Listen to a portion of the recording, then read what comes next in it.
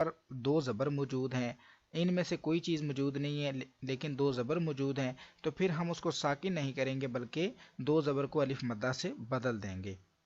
आगे कलमे के आखिर में अगर गोल ता आ जाए, ये जो गोल ता है, एक ता वो लंबे वाली होती है, एक ये गोल वाली, अगर ये इस तरह की गोल ता आ जाए और इसके ऊपर डबल ज़बर हो, कोई भी चीज़ हो, उन्होंने आगे बताया कि इस पर अगर कोई भी हरकत मौजूद है या तनवीन वगैरह है तो वक्फ में हम उसको हा साकिन से ही बदलेंगे, तब्दील होके हा साकिन बन जाएगी गोलता, इसके ऊपर कोई भी हरकत लगी हो।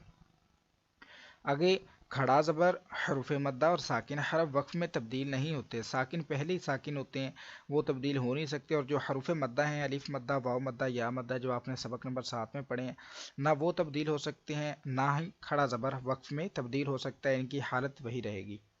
नून कुतनी का कायदा, तनवीन के बाद हमज़ा वसली आ जाए तो वसल में हमज़ा वसली को गिराते हुए तनवीन के नून साकिन को ज़ेर देकर एक छोटा सा नून लिख दिया जाता है, उसे हम नून कुतनी कहते हैं। तो दोबारा से इसको हम पढ़ेंगे कि तनवीन के बाद हमज़ा वसली आ जाए। हमज़ा वसली से मुराद वो वाला हमज़ा है जिसको हम मिलाकर पढ़ते हैं, वसल कहते हैं मिलाकर पढ़ने को।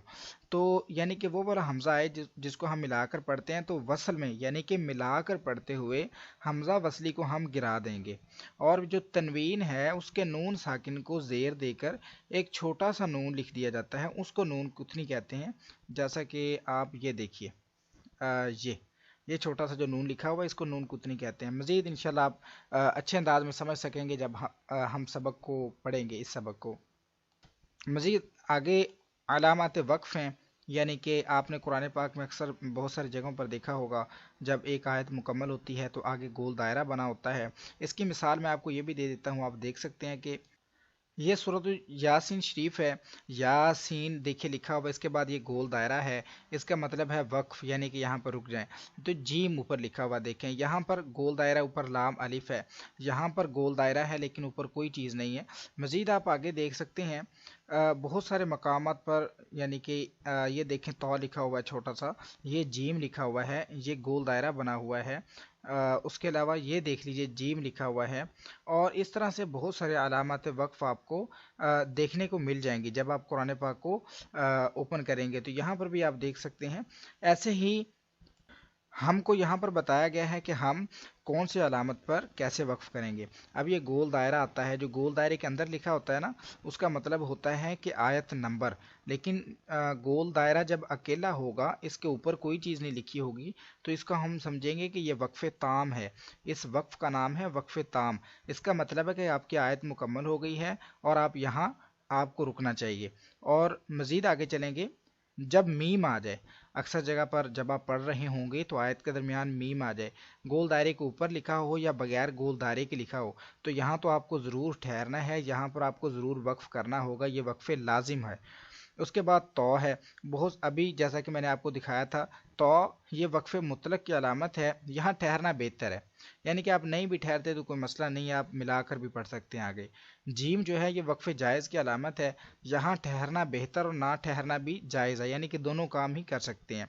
जो ज़ा है ये वक्फ़े मुजव्वज़ की अलामत है, यहाँ ठहरना जायज़ है मगर ना ठहरना बेहतर है, यानी कि फिर यही है कि ज़ा पर आप या वक्फ़ जो है वो कर लें तो यानी कि जायज़ है, लेकिन ना ठहरें वहाँ पर, अगर वक्फ ना करें तो और भी ज़्यादा अच्छी बात है। जो सौद है ये वक्फ मुरख्खस की अलामत है, यहाँ मिलाकर पढ़ना चाहिए, यानी कि वक्फ नहीं करना चाहिए, सौद पर हमें मिलाकर पढ़ना चाहिए।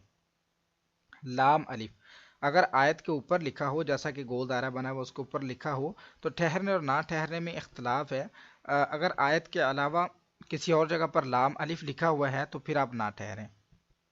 अगली डेफिनेशन है इआदा। इआदा किसे कहते हैं? वक्फ करने के बाद पीछे से मिलाकर पढ़ने को इआदा कहते हैं। यानी कि अगर आपने किसी आयत पर, कोई बड़ी आयत आ गई है, आप एक सांस में नहीं पढ़ सकते, तो आपने उसमें किसी जगह पर वक्फ किया, और जिस कलमे पर आपने वक्फ किया और उसके बाद आपने सांस लिया, और वहाँ से नहीं शुरू करना जहाँ पर आपने वक्फ किया था, उससे आगे से नहीं पढ़ना, बल्कि एक कलिमा पीछे से मिलाकर फिर आगे आपने पढ़ना है। तो आप गौर से सुनिए कि हम इस सबक को कैसे बेहतरीन अंदाज में पढ़ सकते हैं।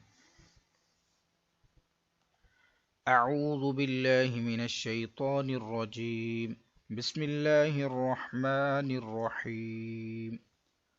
صاد کھڑا زبر صو، دال زیر دی صادی، قاف یا زیر قی صادقی، نون زبر نا صادقین، گول دائرہ یہ وقف تام کی علامت ہے، یہاں پر وقف میں ہم زبر کو ساکن کریں گے، صادقین، لمبا اس لیے ہم نے کیا کیونکہ وقف کی وجہ سے نون ساکن ہوا اور اس سے پہلے یا مدہ تھا تو یہ مد عارض بن گئی، تو اس لیے ہم نے اس کو لمبا کر دیا۔ ان سبھی میں جن کو ہم لمبا کریں گے اگر اس سے پہلے حرف مدہ ہے ساکن حرف سے تو وہ مد عارض ہے، اگر حرف لین ہے تو وہ مد لین عارض ہے۔ نون کھڑا زبر نا، دا